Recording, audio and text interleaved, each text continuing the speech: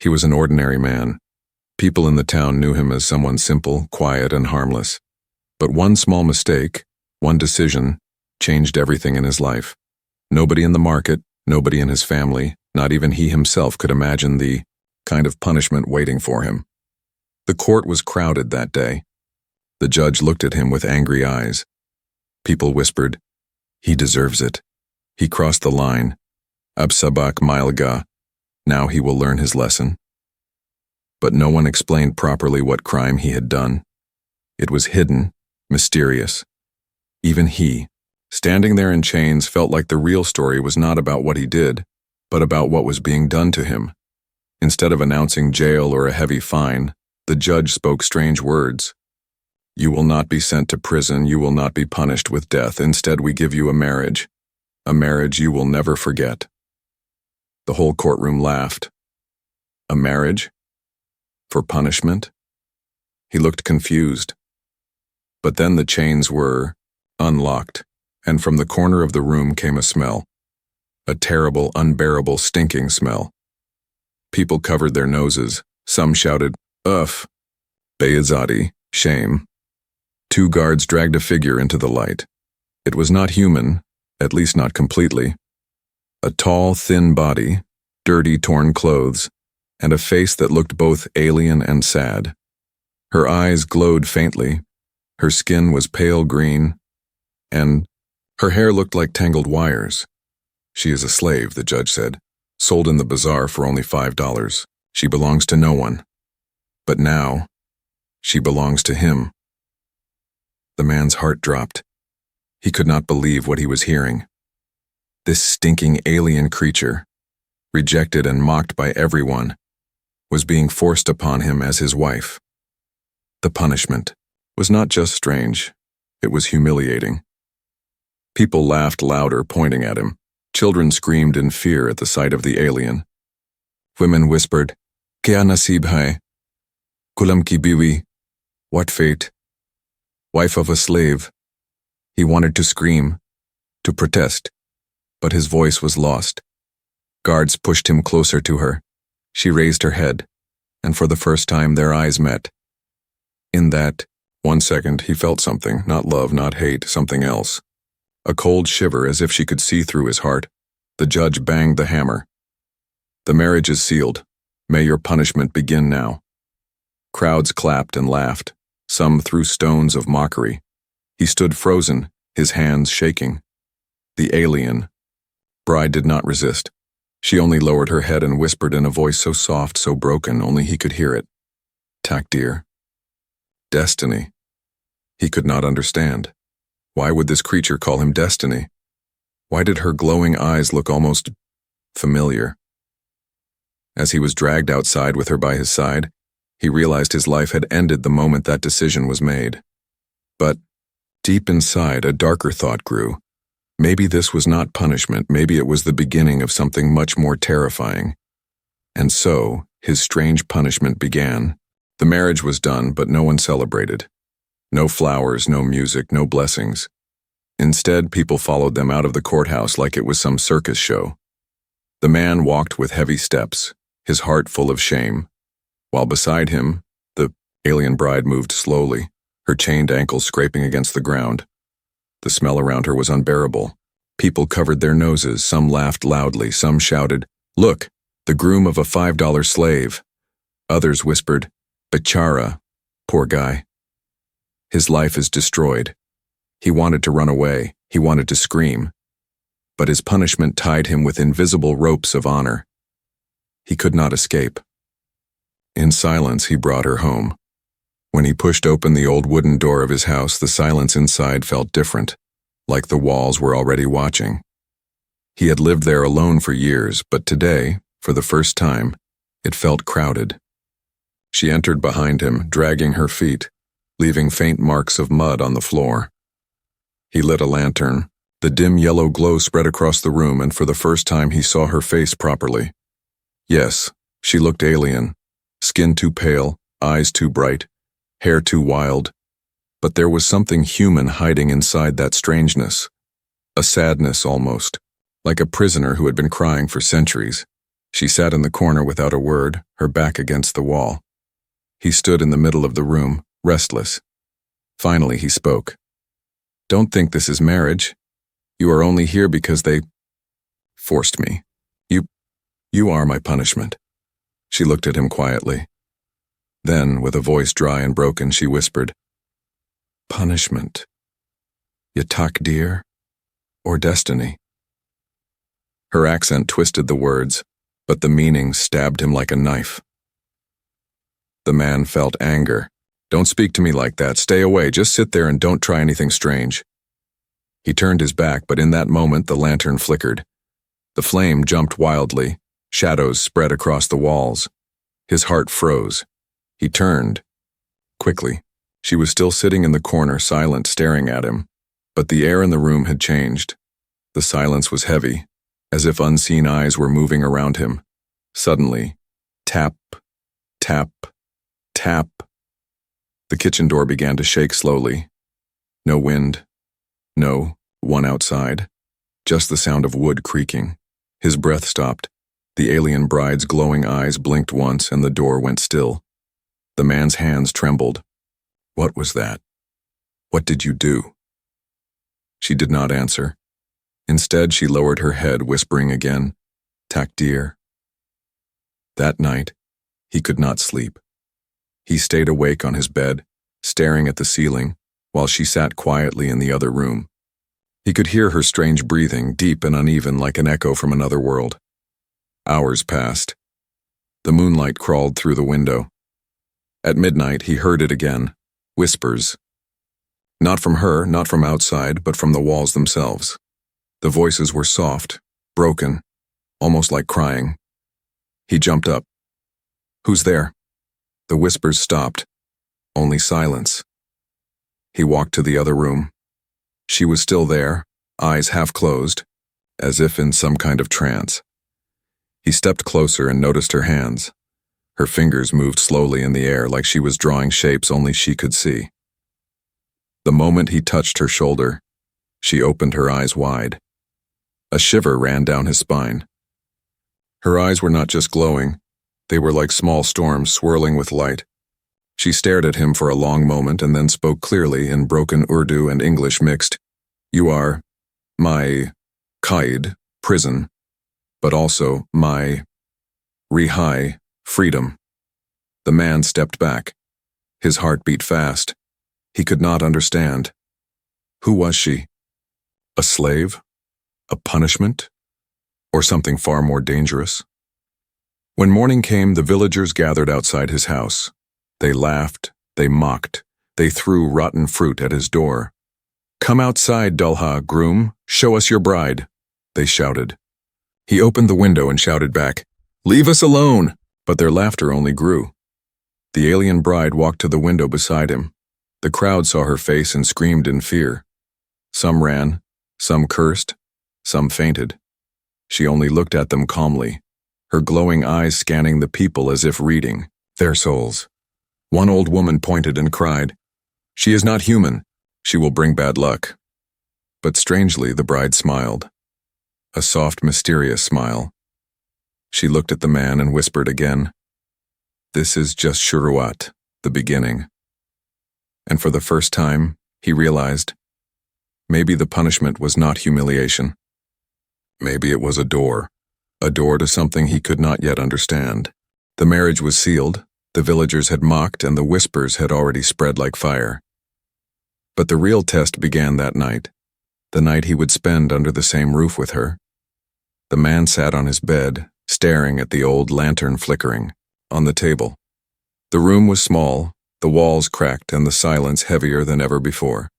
In the other room, behind the half-broken wooden door, she sat, his bride. The alien slave who had been sold for $5, he had promised himself he would not go near her. This is not marriage, he told himself again and again. This is punishment. Basaza, just a punishment. But no matter how hard he tried, his ears kept listening for every small sound that came from her room. At first there was nothing, then slowly, a faint humming began. It was not a human voice. It was low, metallic, almost like a machine singing. His heart started racing. He pressed his hands against his ears, but the sound slipped inside his head anyway. It was pulling him, calling him. He stood up suddenly, angry. No, she will not control me. He pushed open the door to her room. The alien bride was sitting on the floor. Her eyes were closed, her thin fingers moving in the air, drawing invisible shapes. Her humming stopped the moment he entered. Slowly, she opened her eyes, and in that darkness, her glowing eyes were like two moons staring straight at him. "Why are you doing this?" he shouted. "Why these whispers? Why this magic?" She tilted her head slightly, her expression unreadable. Then, in broken, Urdu mixed with strange words, she answered, No magic.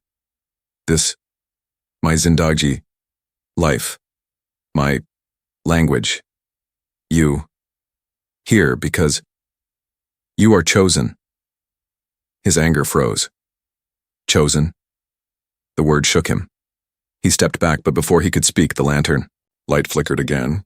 Shadows stretched across the room, moving like living creatures. One shadow on the wall even looked like it had eyes. The man panicked. He tried to run, but the door slammed shut behind him without anyone touching it. He pulled hard, but it would not move. His breath grew heavy. He turned, and she was still watching him silently. "What do you want from me?" His voice cracked. She stood up slowly, her tall figure almost touching the low ceiling. Then she said in a soft but chilling tone, "Not want, need. You, my takdir, destiny." The word echoed in the room. Takdir. He had heard it from her before. But why him? Why would a creature from another world call him destiny? His chest tightened. Sweat rolled down his face. Suddenly, he remembered the whispers in the walls from last night, the strange movements of the doors, the cries he thought were dreams. Were they connected to her? Was his house already changing because of her presence? She walked closer. He stepped back until his back hit the wall. Her glowing eyes were inches away from his face now. For the first time, he noticed her smell had changed. It was no longer only the stink of chains and dirt. It carried something else, something wild, like burning wood mixed with wet earth. Her voice lowered, almost like a secret. "You think saza, punishment. But truth is gift. You will see." The man's hands trembled. Gift? This humiliation? This fear? Her lips curved into a faint smile, a smile that was neither human nor alien. Fear is beginning. Pyar, love, comes after fear. He felt dizzy, like her words were twisting his mind. The room grew colder, his breath visible in the air. The lantern flame stretched high, almost touching the ceiling, before going out completely. Darkness swallowed everything. He gasped. Total silence. Then in that silence he heard a whisper right next to his ear. It was her voice, though she was still standing in front of him. "You are not alone tonight." His body froze. Something brushed against his arm. Cold, wet, and unseen. He wanted to scream, but no sound came out. He staggered back, but in the dark he tripped over something on the floor. When he touched it, it felt like a rope, but it moved. It slithered away. The lantern suddenly came alive again with a dim glow. She was still standing there, but her shadow on the wall was different. It was bigger, darker, shaped like a creature, with wings. He pressed his back harder against the wall, his eyes wide with terror. "Who are you?" he shouted. For the first time she answered clearly, her voice steady. "I am your wife, and your curse." Then the lantern went out again. The last thing he saw before darkness returned was her glowing eyes, shining brighter than ever, as if the night itself obeyed her. That was their wedding night. And he knew, deep in his heart, that his punishment was no longer just humiliation. It was the beginning of something much darker, something he might never escape. Morning came, but the man did not feel the comfort of a new day. His body was tired. his mind restless. The memory of the wedding night still echoed in his heart. The shadows, the whispers, her glowing eyes. He sat by the window, staring at the rising sun, but the light felt weaker, almost afraid to enter the house. Inside, the alien bride was silent. She moved slowly, almost invisible, like a shadow that had decided to stay in human form. She did not eat. She did not sleep. She did not ask for anything. She just sat in the corners of rooms, her eyes sometimes half closed, her hands making strange signs in the air. At first, he ignored her. He told himself, I will not get involved. This is only a saza, punishment. I will wait. I will survive. But deep inside, curiosity began to bite him. Who was she really? And why did strange things keep happening around her?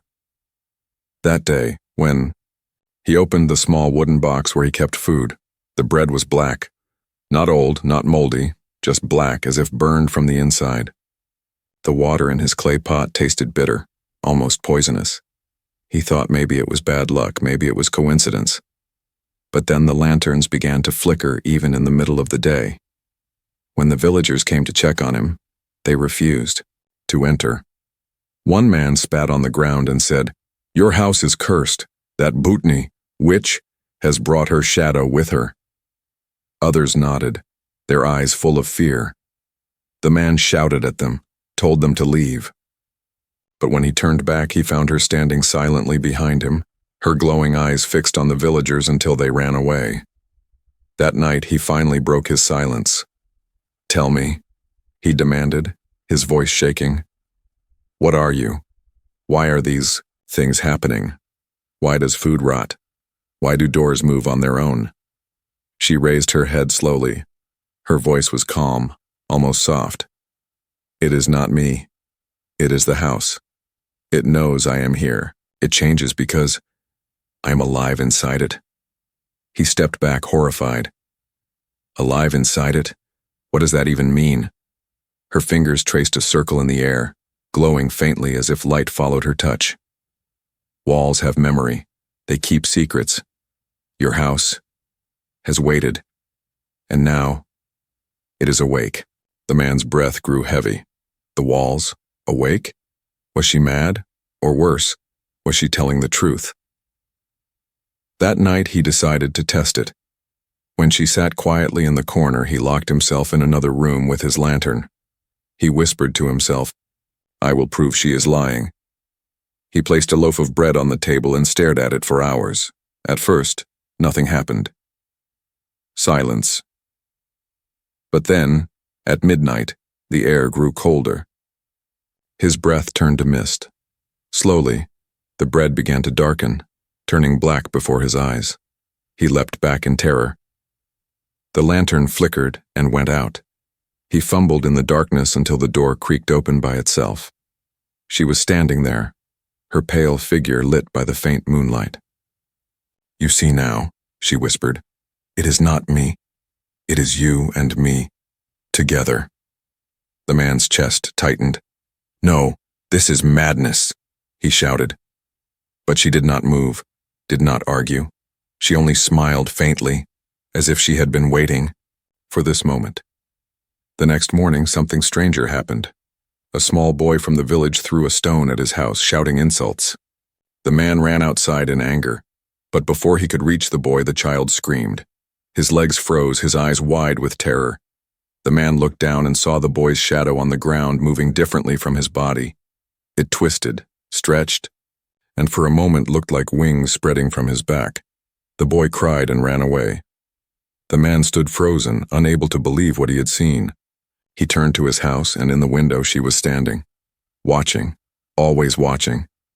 That night he confronted her again. Enough. Tell me the truth.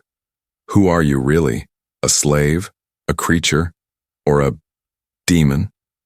Her glowing eyes softened, and for the first time her voice was almost human.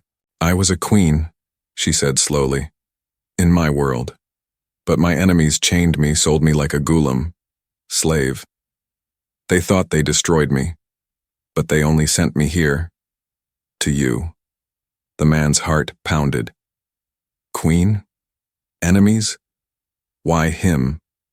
He shook, his head in disbelief. Why me? Why my house? Why my life? She stepped closer, whispering, because your name was written in my stars. The room grew colder again. The lantern light dimmed. The walls seemed to breathe. The man pressed his back against the wall, realizing something terrifying. This was no ordinary punishment. This was fate. And his bride was not just a slave. She was a secret hidden from the world, waiting to be revealed. The man could not sleep for many nights after hearing her confession. The words, "I was a queen," kept echoing in his mind. How could a filthy, stinking slave sold for $5 claim she was once a queen? Was she lying? Or was there a truth hidden behind those glowing eyes? He wanted to ignore it, to ignore. He wanted to believe it was all part of the punishment, a cruel joke played on him by fate. But then, everything changed one night. It was raining heavily. The wind screamed through the cracks of his broken house. Thunder roared, and the man sat near the window watching the storm. Suddenly he heard footsteps outside. He grabbed a stick and rushed out. There, in the middle of the muddy path, 2 men from the village were standing. They had drunk too much, their words slurred, their laughter cruel. "Are Dul Haji, O groom," one shouted. "Where is your alien bride? Show us her glowing eyes." The other laughed loudly. "Maybe she will give us some magic power." The man clenched his fists. "Go away," he warned. "Don't come near my house." But the drunk men only moved closer. One grabbed him by the collar. The other raised a knife, laughing. "Maybe we should take your bride for ourselves. She is only a slave, nah? What will you do?" Before the man could react, a flash of light cut through the storm. The alien bride was suddenly there, standing between them. Her chains rattled, her glowing eyes brighter than the lightning. The men froze. What is this?" one stammered. But it was too late. With one swift motion, she raised her hand. The knife the villager was holding twisted in the air and snapped into 2 pieces as if invisible hands had crushed it. The men screamed and ran, slipping in the mud, disappearing into the night. The man stood shocked, his heart racing. She turned slowly to him, rain dripping down her pale green skin, her eyes still glowing like fire. "You see now," she whispered. "I protect you." He dropped the stick he was holding. His voice trembled. What are you?" Her face softened. For the first time, he saw something different in her expression. Not just mystery, not just danger, but care. "I am cursed," she said, "but my curse is also my strength. And now, it is yours." From that night, something began to change. The man no longer looked at her only as punishment. He began to notice the small things. How her presence kept wild dogs away. How the roof never leaked when she was inside. How his illnesses disappeared without medicine. And most of all, how she looked at him. Not like a slave looks at a master, not like a stranger looks at another stranger, but like someone who had waited for him for centuries. But with every small miracle, fear also grew. One evening, when he returned from the market, he saw the villagers, whispering in groups. They stared at his house from a distance, crossing themselves, muttering curses. An old man said loudly, "That place is not a home anymore. It is a dargah of jinns, sanctuary of spirits."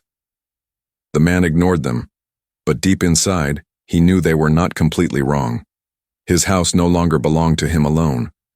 That night, while sitting in silence, he finally asked her, "Why me? Out of all people in this world, why did your fate tie you with me?"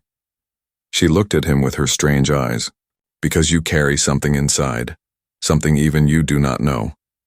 My enemies feared me, but they also feared you. Together, we are dangerous." Her words shook him. Dangerous? He, a simple man? He laughed bitterly. "I am nothing. I am just an ordinary person. My life was ruined the moment they gave you to me." But she only smiled. Ordinary men do not survive shadows. Ordinary men do not hear the voices in the walls. You are not ordinary. And soon, you will see. Days turned into weeks. The villagers stopped visiting. They avoided his house, whispering it was haunted. But inside, the man noticed his own transformation. His fear was fading. His anger was fading. And something new was growing, a bond he could not explain. One evening, as the sun set, he saw her sitting quietly by the door, her chains glinting in the light. For the first time, he did not see her as alien, dirty, or cursed. He saw her as someone trapped, just like him. Someone punished by destiny. He walked closer, sat beside her, and for the first time he whispered softly, Maybe you are not my punishment. Maybe you are my freedom. Her eyes widened, glowing brighter. She touched his, hand gently, her cold fingers trembling. And in that moment, something shifted. The chains on her ankles rattled and then fell to the ground with a sharp metallic clang. The man gasped. How did that happen? She smiled softly, tears shining in her strange eyes. Because you finally accepted me. And when you accept destiny transforms. The man sat frozen, his heart pounding. The punishment he once hated was no longer a curse. It was turning into something powerful, something unexplainable. And for the first time since the marriage, he felt a dangerous thought creeping into his mind. Maybe he was happier than ever.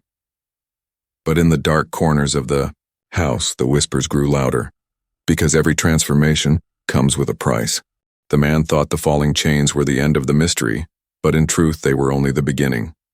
From that night onward, his life changed in ways he could never have imagined. The alien bride no longer walked like a prisoner. Her steps were lighter, her eyes brighter, as though some hidden power had been released. He began to notice her strange connection with the world around them. The old trees near his house leaned toward her as if listening. Birds that never came close before now circled above the roof. Even the wind seemed to carry her whispers.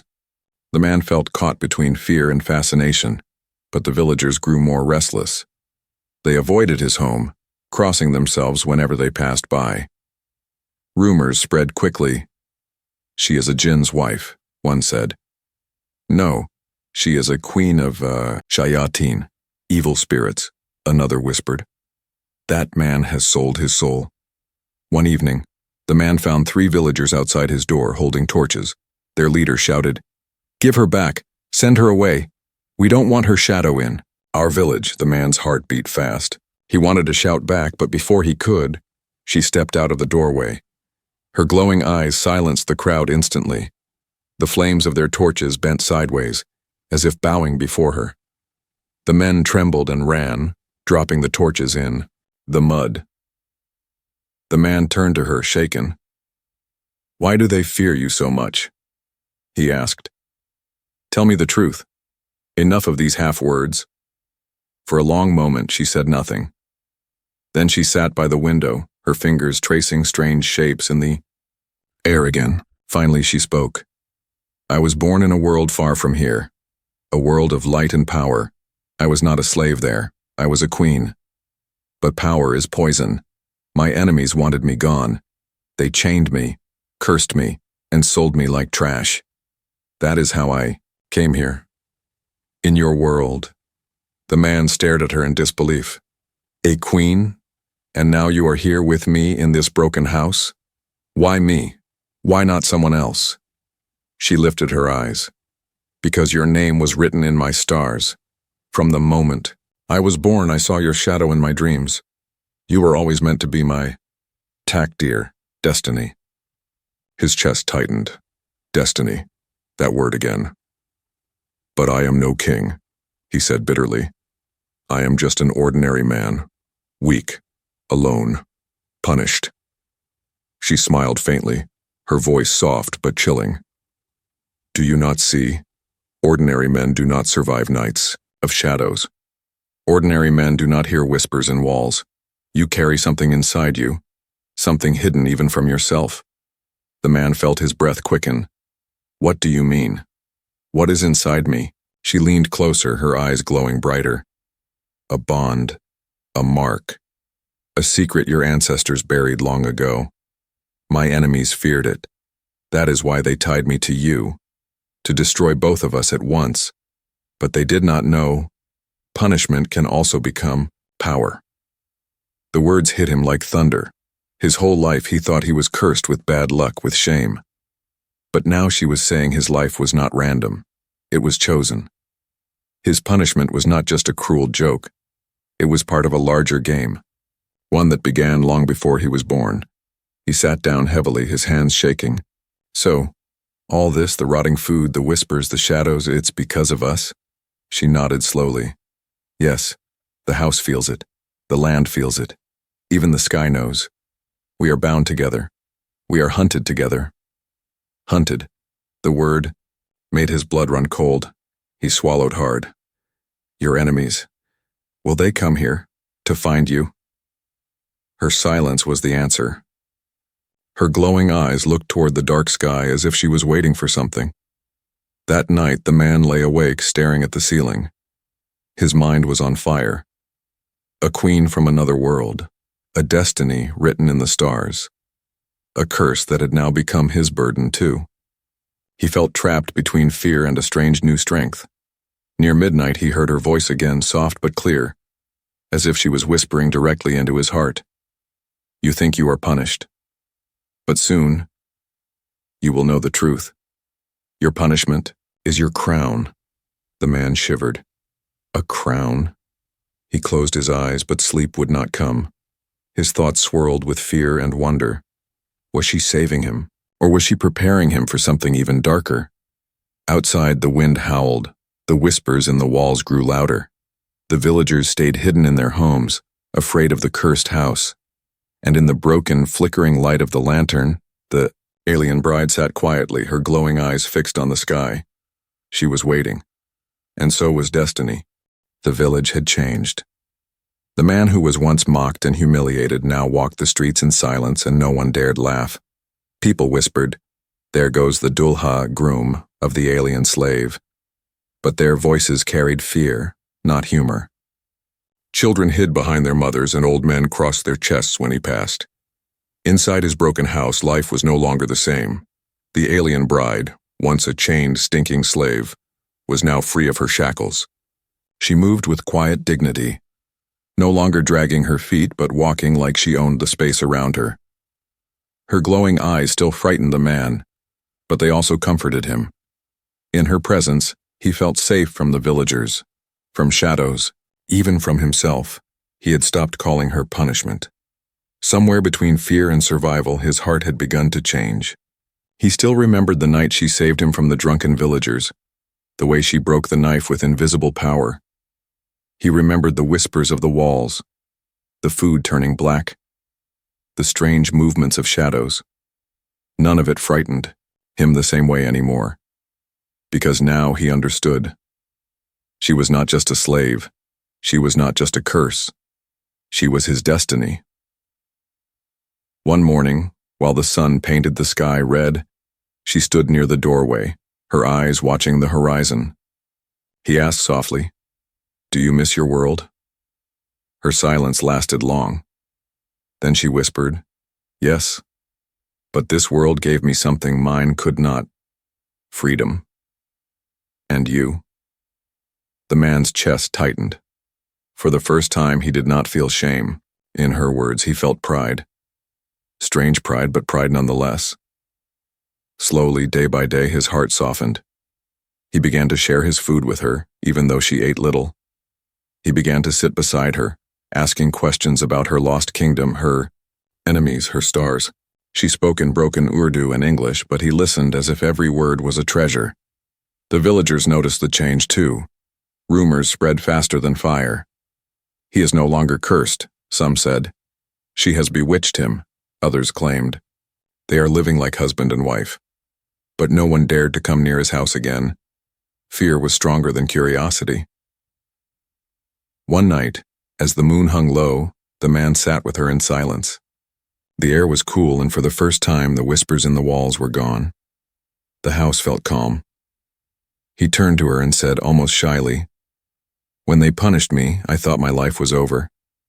But maybe I am happier now than I ever was." She looked at him, her glowing eyes softer than he had ever seen. Slowly, she touched his hand. Her voice trembled, almost human. "And I, who was sold for $5, am richer now than I ever was as queen." For the first time, he smiled at her. A real smile. And for a moment, they were no longer man and alien, punishment and slave. They were simply two souls who had found each other in the strangest way. Days turned into weeks. He no longer felt the heavy shame. The punishment that once crushed him now felt like a secret blessing. He was not alone anymore. He was not ordinary anymore.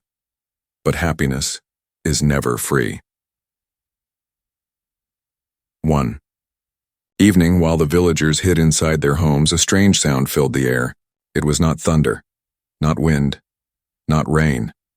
It was a hum, low, metallic, endless. The man rushed outside and saw the sky glowing faintly red. Strange lights moved above the clouds, not like stars, not like planes, something else. He turned to her, in panic. "What is that?" Her glowing eyes reflected the lights. Her face grew pale, her lips trembling. "They are coming," she whispered. His heart stopped. "Who?" "My enemies," she said. "The ones who cursed me, the ones who sold me. They have found me, and now they will find you." The ground trembled softly. The villagers came, out screaming, pointing at the sky. Children cried, old men prayed loudly, women wailed in fear. The strange red lights grew brighter, moving closer. The man grabbed her arm. "What do we do? Tell me." She looked at him with a mixture of fear and determination. "Stay with me. Do not let go. You are my takdir, destiny. Together, we survive. Alone, we die." The man felt his whole world spin. His punishment had turned into happiness. But now happiness was turning into war. The night filled with the hum of the approaching lights. The villagers fled, leaving behind burning torches and screams. The man held her hand tightly, his body shaking but his heart steady, and as the red lights broke through the clouds, he whispered to himself, "Punishment or not, I will stand with her." The story should have ended with shame, but instead, it had only just begun, because destiny was not done with them.